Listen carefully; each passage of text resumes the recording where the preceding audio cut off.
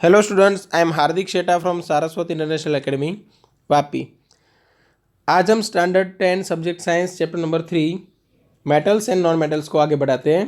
तो आज का टॉपिक है कोरोजन। अब कोरोजन नाम आपने सुना होगा, ठीक है। जैसे आपने एक वर्ड सुना होगा रस्टिंग ऑफ आयन, है ना। आयन है लोखंड, जिसको हम लोहा बोलते हैं, उसको जंग लग जाना, ठीक है। तो ऐसे बहुत सारे एग्जाम्पल्स हमें यहाँ पे देखने हैं। कोरोजन के लिए जो मेन रिस्पॉन्सिबल फैक्टर है वो कौन सा है, और कोरोजन को प्रिवेंट करने के लिए हम क्या क्या स्टेप्स ले सकते हैं। तो स्टार्ट करते हैं। You have learn the following about corrosion in chapter 1। देखो, silver articles becomes black after some time when exposed to air. This is because it reacts with sulfur in the air to form a coating of silver sulfide, ठीक है। Silver articles को अगर आप हवा में ऐसे ही खुला छोड़ दो तो वो हवा के अंदर जो सल्फर है उसके साथ रिएक्शन देके क्या बनाएगा, सिल्वर सल्फाइड, और ब्लैक कलर का कोटिंग लग जाएगा। Okay, same way copper react with moist carbon dioxide in the air and slowly loses its shiny brown surface and gain a green coat. This green substance is copper carbonate, CuCO3. Iron when exposed to moist air, moist मतलब पता है ना आपको, moisture जिसमें ज़्यादा है, जिसमें air के अंदर वाटर वेपर्स ज़्यादा है, for a long time acquires a coating of a brown flaky substance called rust. Let us find out the conditions under which iron rusts, ठीक है। आयन है वो मोस्ट एयर के अंदर मोस्टली ऑक्सीजन के साथ रिएक्शन देके क्या बनाएगा, आयन ऑक्साइड, जिसको हम क्या बोलते हैं, रस्ट. अब वो कौन से कंडीशन में होता है, उसके लिए यहाँ पे एक एक्टिविटी दी हुई है, एक्टिविटी 3.14. अच्छे से पढ़ते हैं यहाँ पे. Take 3 test tubes and place clean iron nails in each of them. देखो, हमने यहाँ पे 3 टेस्ट ट्यूब ली हुई है और तीनों के अंदर हमने क्या रखा हुआ है, आयन नेल्स, ठीक है. Label this test tubes A B and C. Pour some water in test tube A and cork it. यहाँ पे हमने देखो वाटर ऐड कर दिया, ओके. और वाटर ऐड करने के बाद यहाँ पे हमने एयर टाइट कॉर्क से उसको पैक कर दिया. Pour boiled distilled water in test tube B. Test tube B के अंदर हमें डिस्टिल्ड वाटर डालना है. Add about 1 ml of oil and कॉक इट. हमने ऊपर क्या लगा दिया, ऑयल का लेयर. अब ऑयल की डेंसिटी वाटर से कम रहती है, इसीलिए ऑयल जो आप डालोगे वो वाटर सरफेस के ऊपर फ्लोट करेगा, ठीक है. और हमने यहाँ पे क्या लगा दिया, cork. The oil will float on water and prevent the air from dissolving in the water. जो बाहर से एयर आने वाली है, जो वाटर के अंदर डिजोल्व होती है, उसको ये ओपोज करेगा, ठीक है. मतलब बाहर की एयर का कांटेक्ट ये वाटर के साथ नहीं होने देगा. कौन, ये जो ऑयल का लेयर है वो. Put some anhydrous calcium chloride. Anhydrous मतलब ड्राई, ठीक है. यहाँ पे आपको ड्राई कैल्शियम क्लोराइड मतलब CaCl2 डालना है in test tube C and cork it, और उसको हमने बंद कर देना है. Anhydrous calcium chloride will absorb the moisture if any from the air. अगर एयर में कहीं पे भी मॉइस्चर है तो ये जो एनहाइड्रस कैल्शियम क्लोराइड है वो उसको एब्जॉर्ब कर लेगा, ताकि जो आपको एयर मिले वो कैसी मिले, ड्राई मिले. इसलिए देखो यहाँ पे लिखा हुआ है ड्राई एयर, ठीक है. क्यों, क्योंकि उसके अंदर से वाटर वेपर से उसको एब्जॉर्ब कर लिया है. किसने, को कैल्शियम क्लोराइड ने. Okay, leave this test tubes for a few days and then observe. देखो जो फर्स्ट टेस्ट ट्यूब है उसमें आयन नेल्स है वो वाटर के कांटेक्ट में भी है और एयर के कांटेक्ट में भी है, और एयर है वो मॉइस्चर वाली भी हो सकती है, ठीक है। सेकेंड में सिर्फ वाटर के कांटेक्ट में है, एयर के कांटेक्ट में बिल्कुल नहीं है क्योंकि बीच में हमने लगा दिया है ऑयल का लेयर। ओके, थर्ड में सिर्फ एयर के कांटेक्ट में है बट वहाँ पे हमने डाला हुआ है एनहाइड्रस कैल्शियम क्लोराइड जो कि एक ड्राइंग एजेंट है, मतलब अगर एयर के अंदर मॉइस्चर होगा तो उसको एब्जॉर्ब कर लेगा और एयर को कैसी बना देगा, ड्राई एयर, ठीक है। तो you will observe that iron nails rust in test tube A, सिर्फ टेस्ट ट्यूब ए में आयन नेल से उसका रस्टिंग आपको मिलेगा। जो आयन नेल से उसका कलर है वो ब्राउन बनेगा, ठीक है। But they do not rust in test tube B and C, B और सी में रस्टिंग नहीं हुआ है। इसका मतलब क्या हुआ समझो, in the test tube A the nails are exposed to both air and water, in test tube B the nails are exposed to only water and the nails in test tube C are exposed to dry air। तो इससे क्या पता चला, what does this tell us about the conditions under which iron article rusted।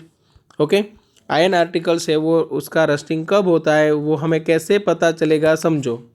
तो यहाँ पे oxygen present था और वो वाटर के अंदर डिजोल्व हो सकता था, यहाँ पे भी ऑक्सीजन था बट वो वाटर के साथ कांटेक्ट में नहीं आया, ठीक है। तो मतलब ये हुआ कि आयन है उसको रस्ट होने के लिए एयर की ज़रूरत पड़ेगी, ठीक है। एयर में भी ऑक्सीजन होगा, उसके साथ वो रिएक्शन देगा। अगर कैसे भी करके हम आयन का कांटेक्ट मॉइस्चर वाली जो एयर है उससे तोड़ दें तो फिर वो आयन का रस्टिंग है वो रुक जाएगा, ठीक है। इसलिए यहाँ पे एक टॉपिक दिया हुआ है आपको, प्रिवेंशन ऑफ कोरोजन। कोरोजन को प्रिवेंट कैसे करें। The rusting of ion can be prevented by painting. देखो हम पेंटिंग करेंगे तो क्या होगा, तो बाहर की जो मॉइस्चर वाली एयर है उससे कांटेक्ट टूट जाएगा। Oiling, greasing, galvanizing, chrome plating, anodizing और मेकिंग एलॉयज। अब देखो हर एक टर्म क्या क्या है ये आपको समझ में आ गया होगा। पेंटिंग, ऑयलिंग भी समझ में आ गया होगा कि हम जो सरफेस है उसके ऊपर ऑयल लगा के रखेंगे। ग्रीजिंग भी समझ में आ गया होगा, ग्रीज आपको पता है तो एकदम एक मटेरियल आता है सेमी लिक्विड जैसा, ठीक है, वो लगा देंगे। गैल्वेनाइजिंग क्या है, देखो galvanization is a method of protecting steel and iron from rusting by coating them with a thin layer of zinc. ऐसा क्यों, तो आप रिएक्टिविटी सीरीज देखो। अब रिएक्टिविटी सीरीज में हमें क्या देखने को मिला था कि आयन है, सपोज यहाँ पे है, अब उससे ज़्यादा रिएक्टिव कौन है, जिंक।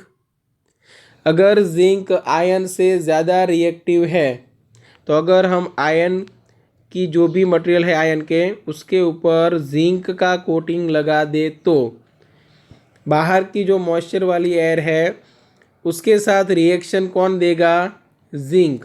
क्यों, क्योंकि वो ज़्यादा रिएक्टिव है। तो कोरोजन अगर होगा भी तो किसका होगा, जिंक का। आयन है वो यहाँ पे सेफ रहेगा। इसीलिए जो बड़ी स्टीमर्स होती है जिसका बेस है वो आयन से ही बनता है बट वो गैल्वेनाइज्ड आयन होता है, ठीक है।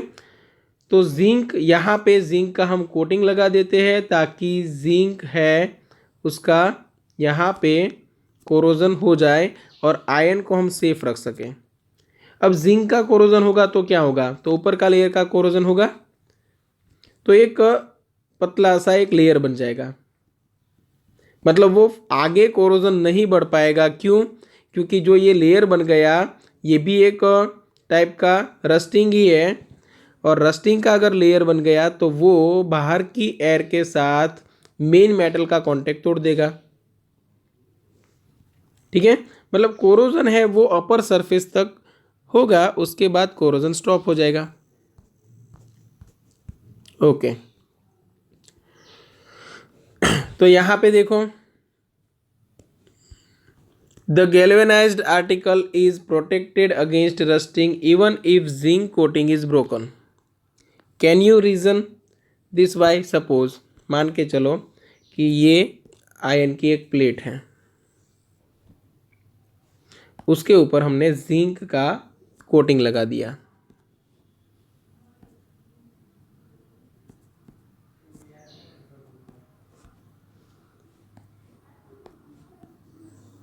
ये आयन की एक प्लेट है, उसके ऊपर हम जिंक का कोटिंग लगा रहे हैं। सोचो ये हमने लगाया, बीच में कहीं पे भी कांटेक्ट टूट गया, ये पूरा हमने प्रोटेक्ट कर लिया है, बट ये एक प्रॉब्लम रह गई, यहाँ पे छोटा सा गैप रह गया। तो यहाँ पे आयन है वो किसके कांटेक्ट में आएगा? एयर के कांटेक्ट में। अब यहाँ पे तो रस्टिंग होना चाहिए, बट यहाँ पे भी रस्टिंग होगा नहीं। क्यों? तो सोचो, जैसे ही यहाँ पे एयर मॉलिक्यूल्स आएंगे तो ज़्यादा रिएक्टिव कौन है, आयन या जिंक? तो कि जिंक, तो फिर जिंक के जो पार्टिकल्स है उसको अट्रैक्ट कर लेंगे, मतलब यहाँ पे रस्टिंग होने देंगे नहीं। इसलिए यहाँ पे लिखा है, देखो यहाँ पे देखो, the galvanized article is protected against rusting even if the zinc coating is broken. अगर जिंक का कोटिंग है वो टूट गया है तो भी गैल्वेनाइज्ड आर्टिकल है वो उसका रस्टिंग होगा नहीं। ओके, उसके बाद देखो, allowing is a very good method of improving the properties of a metal. Allowing मतलब क्या है कि दो या दो से ज़्यादा मेटल्स को आप मिक्स करोगे फिक्स्ड प्रोपोर्शन में, ठीक है, तो उस जो प्रोडक्ट मिलेगी उसको हम बोलते हैं alloy. We can get the desired property by this method. For example, iron is the most widely used metal but it is never used in its pure state. Iron है उसको हम उसके प्योर स्टेट में कभी भी use नहीं करते, ठीक है। This is because pure ion is very soft and stretches easily when hot. जब वो गर्म होगा तब ईजीली उसका डायमेंशन है वो चेंज होगा, क्योंकि प्योर आयन है वो सॉफ्ट होता है। But if it is mixed with a small amount of carbon, अगर small amount of carbon nearly 0.05%, एकदम स्मॉल अमाउंट है कार्बन का, फिर भी देखो उससे रिजल्ट क्या मिलेगा, it becomes hard and strong. When iron is mixed with nickel and chromium we get stainless steel. आपने नाम सुना होगा stainless steel, which is hard and does not rust, जो हार्ड भी है और उसका रस्टिंग भी नहीं होता है, ठीक है। Thus, if iron is mixed with some other substance, its properties changes. In fact, the properties of any metal can be changed if it is mixed with some other substance. The substance added may be a metal or a non-metal. An alloy, देखो यहाँ से alloy की definition है, तो अच्छे से याद रखनी है।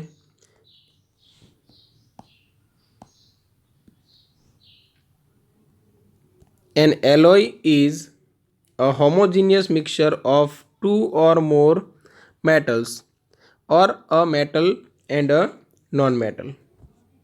दो या दो से ज़्यादा मेटल्स को मिक्स करो या तो मेटल के साथ नॉन मेटल को मिक्स करो, और होमोजीनियस मिक्सचर अगर बने तो उसको हम बोलेंगे एलॉय, ठीक है। It is prepared by first melting the primary metal. देखो जो हमारी मेन मेटल है उसको मेल्ट करेंगे, and then dissolving the other element in it, और बाकी के जो एलिमेंट जैसे कि कार्बन हमें ऐड करना है तो कार्बन, निकल क्रोमियम ऐड करना है तो निकल क्रोमियम, उसको हम ऐड करेंगे, ठीक है। In definite proportion, fixed proportion में, it is then cooled to room temperature, फिर उसको ठंडा किया जाता है ताकि जो मेल्टेड मेटल है वो फिर से सॉलिड फॉर्म में आ जाए। ठीक है, चलो यहाँ तक क्लियर होगा। तो प्रिवेंशन ऑफ कोरोजन के लिए आप क्या क्या स्टेप्स ले सकते हो? Painting, oiling, greasing, galvanising. Galvanising मतलब क्या हुआ? तो जिंक को ऐड करना आयन के अंदर। क्रोम प्लेटिंग, ठीक है, और एनोडाइजिंग और मेकिंग एलॉयज। ठीक है, if one of the metal is mercury, समझना ये भी एक डेफिनेशन है एमलगम की, तो ये भी आपको याद रखनी है। If one of the metal is mercury then the alloy is known as amalgam. चाहे जितनी भी मेटल्स आप ऐड कर लो, अगर एक मेटल मर्क्यूरी है उसमें से, तो जो बनेगा उसको हम क्या बोलेंगे? Amalgam. Okay. The electrical conductivity and melting point of an alloy is less than that of pure metal. Electrical conductivity और मेल्टिंग पॉइंट दोनों यहाँ पे आपको कम मिलेंगे प्योर मेटल की कंपैरिजन में। फॉर एग्जाम्पल ब्रास, ये याद रखना है। हाँ, brass an alloy of copper and zinc, copper and zinc को मिक्स करो। And bronze an alloy of copper and tin. देखो यहाँ पे दो आपको दी हुई है, ब्रास है वो कॉपर और जिंक से बनी हुई है, और जो ब्रॉन्ज है वो कॉपर एंड टिन से बनी हुई है। Are not good conductors of electricity, वो इलेक्ट्रिसिटी के अच्छे कंडक्टर नहीं है। अब उसका भी यूज होता है। Whereas copper is used for making electrical circuit, electrical circuit बनाने के लिए कॉपर यूज होता है, बट कॉपर में से बनी हुई दो एलॉयज, एक ब्रास और एक ब्रॉन्ज, वो इलेक्ट्रिसिटी की अच्छी कंडक्टर्स नहीं हैं। मतलब यहाँ पे कॉपर की प्रॉपर्टी हमने गुड कंडक्टर ऑफ इलेक्ट्रिसिटी में से कन्वर्ट करके रख the poor conductivity of electricity में। सोल्डर, सोल्डर क्या है समझो, वो भी एक एलॉय है, तो वो भी आपको याद रखना है। Solder an alloy of lead and tin has a low melting point and is used for welding electrical wires together. आपने कहीं ना कहीं पे देखा होगा सोल्डरिंग वायर, ठीक है, तो वो यूज़ होता है वेल्डिंग करने के लिए, इलेक्ट्रिकल वायर्स को वेल्डिंग करने के लिए। ठीक है, चलो तो यहाँ पे हमने एलॉयज़ की प्रॉपर्टीज़ और उसकी कुछ एप्लीकेशंस भी देख ली। ठीक है, तो आज हमने क्या पढ़ा है? कोरोजन, कोरोजन के कुछ एग्जाम्पल स्टार्टिंग में, फिर एक एक्टिविटी की हेल्प से हमने पता लगाया कि आयन का रेस्टिंग है वो कौन से फैक्टर की वजह से होता है। तो जब आयन है वो मॉइस्चर वाली एयर है, वाटर वेपर जिसमें प्रेजेंट है वैसी एयर के साथ कांटेक्ट में आता है, तब उसका कोरोजन होता है। उसके बाद प्रिवेंशन के लिए हम क्या क्या कर सकते हैं, और फिर बाद में हमने सम एलॉयज़ के बारे में पढ़ा और उसके कुछ यूजेस भी देखे। ठीक है, चलो ये सब आपको अच्छे से याद रखना है, वर्ड टू वर्ड एक बार अच्छे से पढ़ लेना, और अगर किसी को कहीं पे डाउट है तो कांटेक्ट कर सकते हो। ठीक है, और यहाँ पे हमारा chapter 3 metals and non metals finish हुआ। किसी को कोई डाउट है तो मैं फिर से रिपीट कर रहा हूँ, आप एनी टाइम कांटेक्ट कर सकते हो। Okay, thank you.